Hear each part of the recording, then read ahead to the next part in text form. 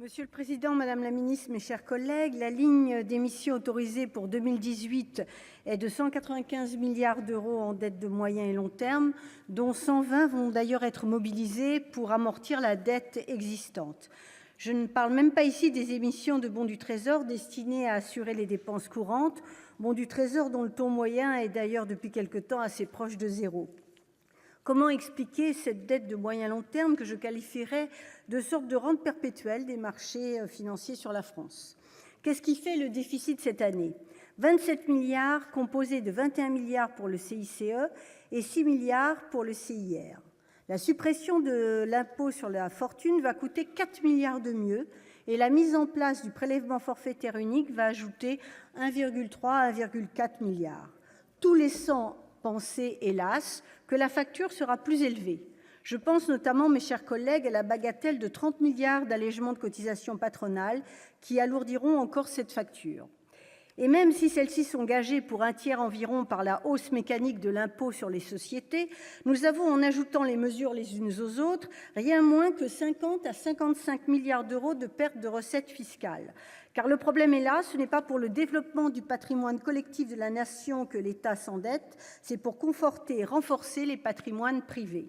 Les impôts de tous au profit de quelques-uns, une forme de hold-up d'un nouveau style.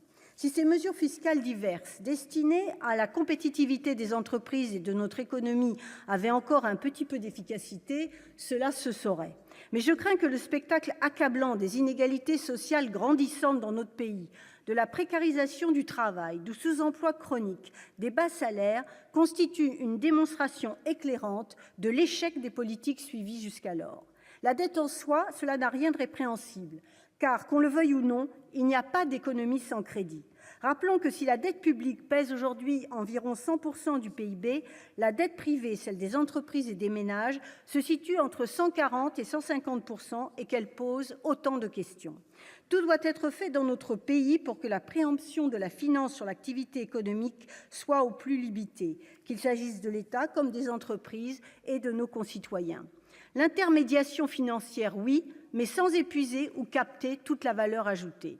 Ceci posé, quand un pays s'endette pour réaliser telle ou telle infrastructure porteuse d'avenir, ce peut être une ligne ferroviaire à grande vitesse ou un canal fluvial essentiel à la transition écologique et à l'amélioration des flux de transport de marchandises dans notre pays.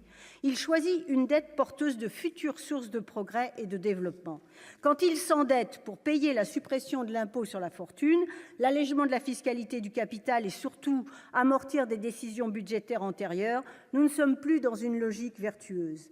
Qui peut nous dire à quoi serviront demain les 4 milliards perdus de recettes d'ISF?